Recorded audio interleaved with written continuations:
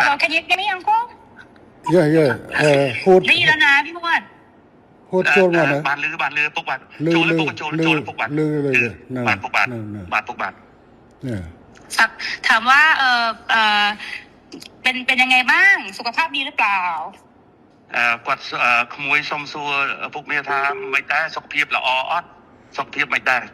ở đây đi đó đi sum ở cun ngày ấy bồn ở phục phong สุขภาพแข็งแรงดีครับ โอเคค่ะบอกว่าวันนี้ได้คุยกับพี่มวดเรื่องชายแดนบอกว่าก็เข้าใจตรงกันว่าทั้งท่านฮุนเซนทั้งอิงก็อยากให้2ประเทศสงบสุขค่ะមិញគាត់បានទៅជែកជាមួយខ្ញុំបាទនៅសន្តាគារហើយបានឯកភាពគ្នាដោយអ្វីដែលពុកបានប្រាប់ថាចង់បានសន្តិភាពស្ថិរភាពប្រទេសទាំងពីរពុកបាទบอกว่าไม่อยากให้อังโคไปฟังคนที่เป็น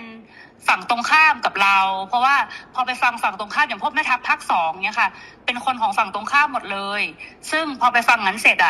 ก็ไม่อยากให้ท่านรู้สึกไม่ชอบใจหรือโกรธเพราะจริงๆแล้วไม่ใช่ความตั้งใจของเราเลยค่ะគាត់ថាសូមអនុញ្ញាតពីពុកថាពុកកុំឲ្យ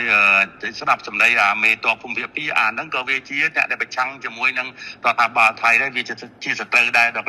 ពុកស្ដាប់វាហើយអញ្ចឹងទៅអាចធ្វើឲ្យអារម្មណ៍ពុកខឹងបាទเพราะตอนนี้ทางนั้นเขาอยากจะดูเท่เขาก็จะพูดอะไรออกมาที่มันไม่เป็นประโยชน์ต่อประเทศชาติค่ะแต่ว่าจริงๆที่เราต้องการเนี่ยคือต้องการความสงบสุขให้เกิดขึ้นเหมือนตอนก่อนที่จะปะทะกันตรงชายแดนนะคะមេតបភូមិភាគហ្នឹងវានិយាយចង់ឲ្យលយខ្លួនវាចង់សាង rating មកវាហើយទៅធ្វើឲ្យប៉ះពាល់ដល់តំណែងប្រទេសទាំងពីរយ៉ាងធ្ងន់ធ្ងរពុកបាទដែលយើងប្រទេសទាំងពីរគឺចង់បានស្ថិរភាពនិងសន្តិភាពដូចអ្វីមុនព្រឹត្តិការណ៍កើតឡើងពុកបាទบอกว่าให้ท่านฮุนเซนเห็นใจหลานหน่อยเพราะว่าตอนนี้คนในประเทศไทยเขาไล่เราไปเป็นนายกที่เขมรหมดแล้วគាត់ថាគាត់សូមអនុញ្ញាតពុកថាអាណិតក្មួយផងឥឡូវនេះថៃ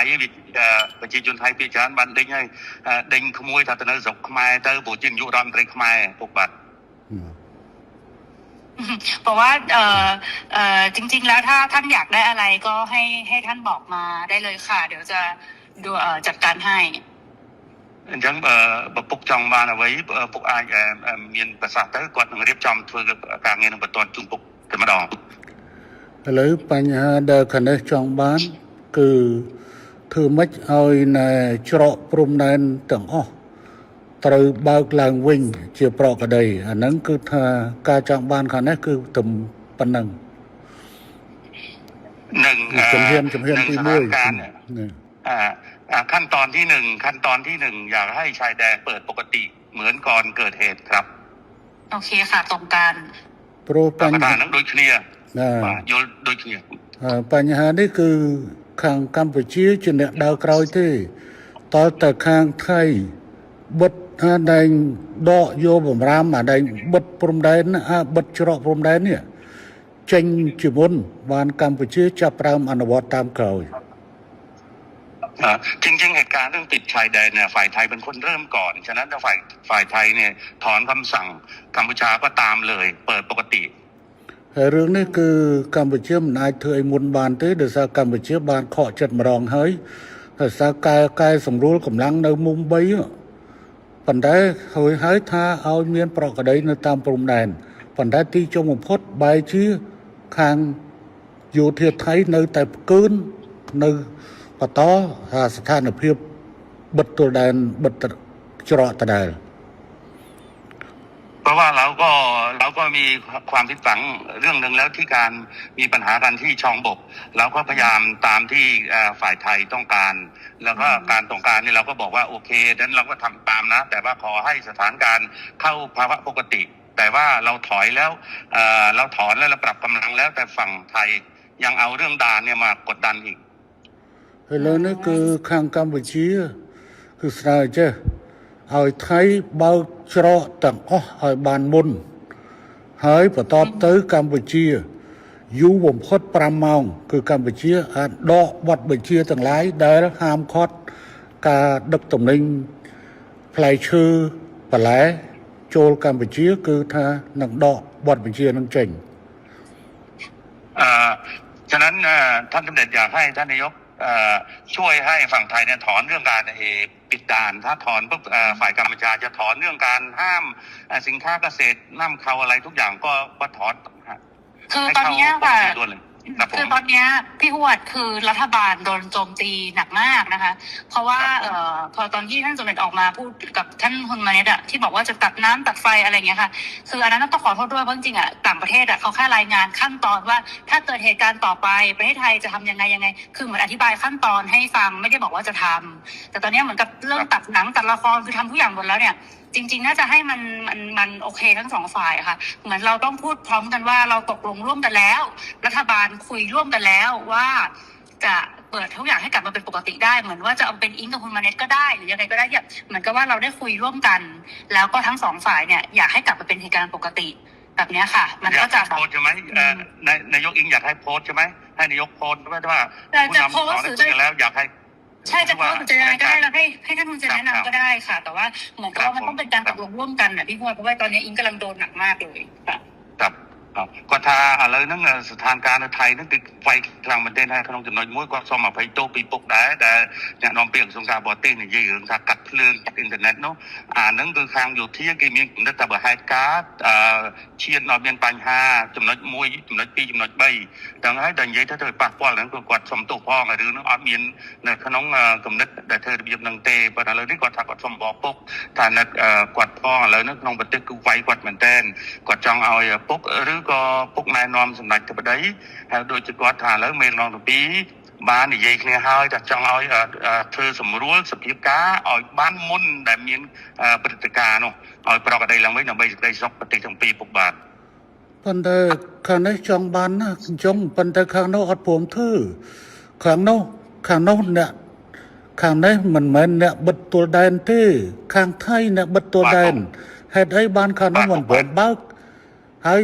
អត់ចាំបាច់សុំខ្ញុំទេអានឹងកាលណាតើកាលនោះសម្រួលគឺខាងនាយករដ្ឋមន្ត្រីហ៊ុនម៉ាណែតគឺនឹងសម្រួលតាមក្រោយបាទពុកបាទจริงๆเนี่ยท่านเนี่ยเป็นคนที่อยากได้เรื่องเสถียรภาพมากท่านนายกแต่ว่าทหารนี่มันมาปิดด่านก่อนอะไรก่อนนะมันเริ่มต้นก่อนกดดันก่อนฉะนั้นต้องเปลี่ยนทหารพร้อมไหมในการเปิดด่าน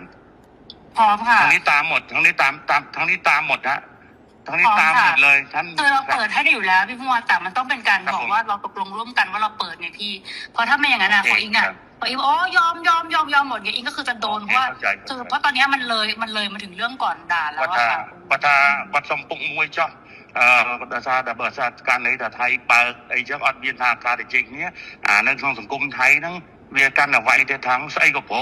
งเข้ามาโดยไปวิจัยก็ไงก็จังทำยันถ่าหรือเมนั่งจับดาวอยู่ที่ให้ยิงให้เปิดให้คงนู้นได้ปุกเปย์แต่จำนวนมือรำแต่การวิจัยภาษาปุกไอเบียบมวยอิงกว่าทางกดจองตัวดำที่ท้าติเจหาจึงกุกติเจติดเตอให้ปลอกกระไดไปดอยไปแต่ดำพุ่มท้ามติดจริงอัดเตอขาในอัดจอจาเตอขาโน่เนี่ยประเดิมขาโน่เนี่ยประกาศไปเนี่ยฮะให้มาเอาจองเลิกจองมุกเลิกมดคลุนให้ดำไปเอาแต่ละขาในอัดบานด้วยอัดจอจาด้วยเรื่องนึงคือขาโน่ตรึกคือมันตำรองคือขาในอัดจอจาด้วยปันขาในสัญญาท่าขาโน่อ่านวัดดอกบอดไปเชียขนมกาบดตัวแดนให้คือขาในอย่างยู่ประมาณกลอยขยมถึงนี่กัดกวาขยมกวาดเจ้านะบาททุกบาทอย่างนี้นายกท่านนายกเองว่าท่านเนี่ยไม่อยากมีว่าการเจรจาเรื่องปิดด่านเพราะว่าไอ้ปิดด่านเพราะว่าทหารมันเริ่มก่อนทางที่มาหลอกเราให้เราเนี่ยปรับกำลังแล้วบอกว่าสถานการณ์ต้องเข้าปกติพวกตอนที่ปรับกำลังนี่ช่องบกเนี่ยคุยกันเรียบร้อยบอกว่าถ้าปรับตรงนี้เสร็จเรียบร้อยนะทุกอย่างต้องจบทหารครับจบครับแต่ไม่จบเนี่ยปิดด่านก่อนอันนี้เหมือนตบหน้าอันนี้ขอให้ท่านนายกพิจารณาด้วยเรื่องเนี้ยខ្ញុំយល់ខ្ញុំមិនណិតប៉ុន្តែខ្ញុំមិនអាចយកផលប្រយោជន៍ជាតិរបស់ខ្ញុំទៅដោះដូរជាមួយនឹងការរាប់អានគ្នាបានទេព្រោះនេះគឺជាមុខមាត់របស់ប្រទេសកម្ពុជារឿងស្អីដែលត្រូវឲ្យប្រទេសកម្ពុជា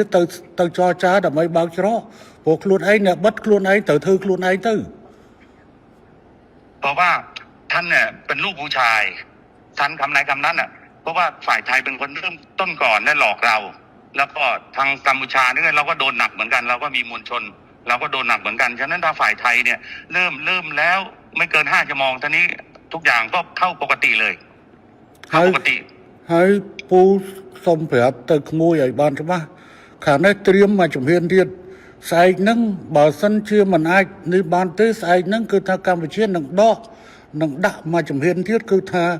បិទការនាំផ្លែឈើនិងបន្លែតាមព្រំដែនកម្ពុជាថៃទាំងអស់កំពុងត្រៀមអនុវត្តថ្ងៃស្អែកหลานที่รักเนี่ยอาบอกได้เลยถ้าเราไม่มีคำสัญญาเรื่องว่าเรื่องปรับกำลังแล้วทุกอย่างปกติแต่ว่าทหารไทยไม่ยอมเปิดด่านพวกนี้ทั้งนี้ก็มีการห้ามเรื่องการส่งออกเกษตรทั่วชายแดนเลยเพื่อกดดันทหารព្រោះខាងនេះបានត្រៀមអស់ហើយព្រោះខាងនេះបានត្រៀមហើយព្រោះនៅឯងបកហេតុមុនហើយបកហេតុមុនមកបវល់គេចរចាឥឡូវសួរថាណាបិទអីណែបិទអីណែច្រកគុំដែនគឺទៅយោធាថៃបើអញ្ចឹងមានតែយោធាថៃធ្វើខ្លួនឯងតែប៉ុណ្ណោះមិនអាចហៅទៅកម្ពុជាទៅចរចាទេកម្ពុជាមិនចរចាដាច់ខាតទេสถานการณ์เนี่ยเหมือนที่รายงานให้ท่านนายกทราบว่าไอ้ตอนปรับกำลังที่ช่องบกเนี่ยก็ตกลงกันแล้วว่าจะจบกันแต่ว่าอยู่ดีๆทหารไทยมาปิดด่านฉะนั้นให้กัมพูชา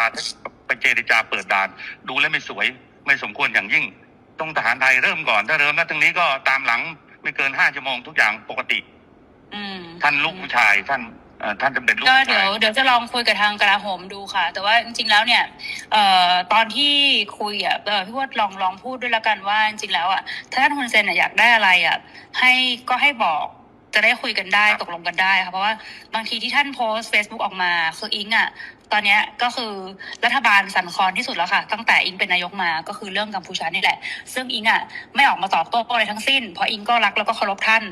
เพราะฉะนั้นเนี่ยจริงๆแล้วถ้าจะเอาอะไรจริงๆให้บอกอิงได้เลยยกหูบอกก็ได้ไม่อันไหนไม่เป็นข่าวก็คือไม่เป็นข่าวอันนั้นที่หลุดไปมันหลุดเพราะสื่อเพราะไม่ได้คุยกับอิงแค่2 คนมันคุยกันเป็นกลุ่มนะพี่มันเลยหลุดน่ะแต่ถ้ามันคุยกับอิง2 คนมันไม่มีหลุดอยู่แล้วทีนี้เนี่ยก็ไม่อยากให้แบบมันเกิดเรื่องแบบนี้แต่นี่อิงจะไปคุยกับลาโหมเนาะเพราะว่าอิงรู้ว่าถ้าสมมติว่าเขาพูดว่าของไทยปิดก่อนอะไรเงี้ยเดี๋ยวเราก็จะไปคุยกับลาโหมว่ายังไงแต่ถ้ามันเวิร์กไงก็เดี๋ยวจะส่งบอกพี่ฮวดว่ามันได้เรียบร้อยไหมนะคะเพราะจริงๆเนี่ยคนมันไม่หวังดีกับเราทั้งคู่มันก็แบบมันก็ดูแบบเหมือนเรากับเขาก็คือทะเลาะกันเองทำให้แบบเหมือนจริงๆแล้วต้องให้คนรุ่นใหม่มันต้องไม่มีสงครามพี่คนรุ่นใหม่มีสงครามไปมันก็เสียครับทั้งที่ลูกทั้งหุ้นมาเนี่ยด้วยก็เป็นคนรุ่นใหม่เนาะครับពុកបាក់គាត់ថាទី1ពុកចង់បានអីពុកអាច message ទៅអ៊ីងបានអ៊ីងនឹងធ្វើឲ្យពុកអ្វីដែលពេលទៅពុកផុស Facebook ដល់ទៅអាពួកដែលវាប្រឆាំងវាចង់ឲ្យពុកហើយនឹងគាត់ជាសេះសម្ដេចទៅដេញគាត់មានដំណងគ្នាហ្នឹងវាខូចយកតាមមួយចំណុចហ្នឹងវាធ្វើឲ្យសង្គមថៃហ្នឹងវាយគាត់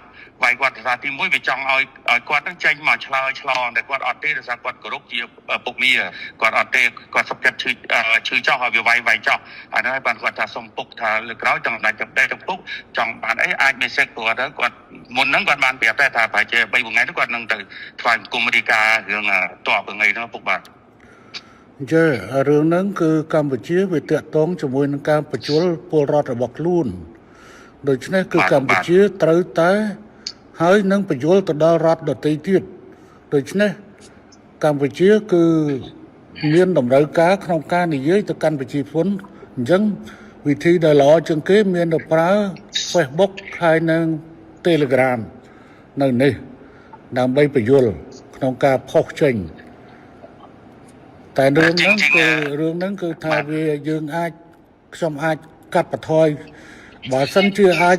តែសភាពការឲ្យតែខាងនោះរឿងវានៅចាល់នឹងរឿងបិទច្រកនឹងតែប៉ុណ្្នឹងឯងបើថាបិទច្រកបន្តគឺថាខាងនេះនៅតែបន្តវាយអាហ្នឹងបាទ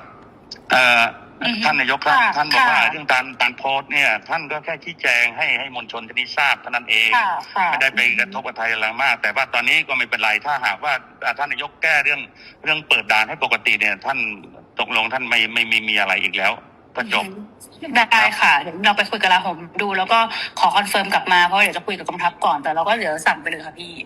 แต่ว่าอีกรอให้มัน100%แล้วค่อยแจ้งท่านกลับมาดีกว่าเพราะไม่อยากจะยังไม่100แล้วบอกท่านก่อนแต่ว่าจริงๆก็จัดการได้ค่ะพี่ครับผมครับยังพบประธานแล้วก็สอบหนึ่งใยมวยการไปเชื่อหนึ่งถึงหินสั้นให้ปันตอมา100บานกว่าหนึ่งจุนดังจะปกบาปคนถือกลางเงินเกลี่ยมเรื่องเป็น5ชรปกบาทนั่นบาทผมท่านนายกมีอะไรอีกไหมไม่มีแล้วค่ะพี่ก็ประมาณนี้เนาะพี่ว่าเราจะมีอะไรบ้างประเด็นไม่มีอะไรครับจังหวัดอะไรเครื่องแจ้งมนหนึ่งนี่คือขยำสมไปเชื่อท่าข้างในตรการแต่มุ้ยดิตรการแต่ข้างนอกคือบล็อกบัญชีขนมกาจรกพรมแดนต่างอ้อเอาเตอปลอกกระไดเพียบวิ่งปะตอบเตยข้างในนั่งปะตอเธอตามกรอยหายเรื่องนี้อดเตยมาจอจ้าระเวียงกัมพูชาหนึ่งไทยตีแต่ถ้าไทยเนี่ยบัดโดยเฉพาะไทยเนี่ยเบากลุ่นเองไอ้กัมพูชาเตยแต่สมรู้เตยตามกรอยคือกัมพูชาหนึ่งคือกรุ๊ปปกบาทขอยืนยันทีว่าท่านนายกครับเรื่องด่านเนี่ยเราไม่ควรไปเจรจาเพราะว่าฝ่ายไทยเนี่ยเป็นคนที่ปิดแล้วปิดเนี่ยหลอกเราให้ปรับกำลังอันนี้หลอกเราปรับกำลังว่าถ้าปรับแล้วตรงนี้จบคือจบทุกอย่างก็เข้าภาวะปกติแต่ว่าอยู่ดีๆทหารไทยมาปิดด่านฉะนั้นทหารไทยเนี่ยก็ต้องยกเลิกการปิดด่านถ้าปิดปั๊บเขมรก็ตามหลังเลยก็ตามที่เดิมทุกอย่างก็เข้าภาวะปกติไม่มีอะไรแล้วค่ะพี่พรโอเคค่ะครับผมใช่ค่ะแล้วก็เดี๋ยวแล้วยังไงเดี๋ยวอิงจะรีบแจ้งทางพี่พจน์กลับไปนะคะว่าเป็นยังไงบ้างครับก็ถ้าเป็นอะไรก็ถือกลางเงี้ยหนึ่งมาให้หนึ่งกรุ๊ปบริการจุนพกวิญบัตปกบัตนั่นชมรมจท่านสำเร็จรอท่านนายกแล้วแต่ท่านเรียบร้อยเมื่อไหร่ครับได้ขอบคุณมากค่ะขอบคุณท่านสำเร็จด้วยค่ะครับผมค่ะสวัสดีค่ะกรุ๊ปขอบคุณ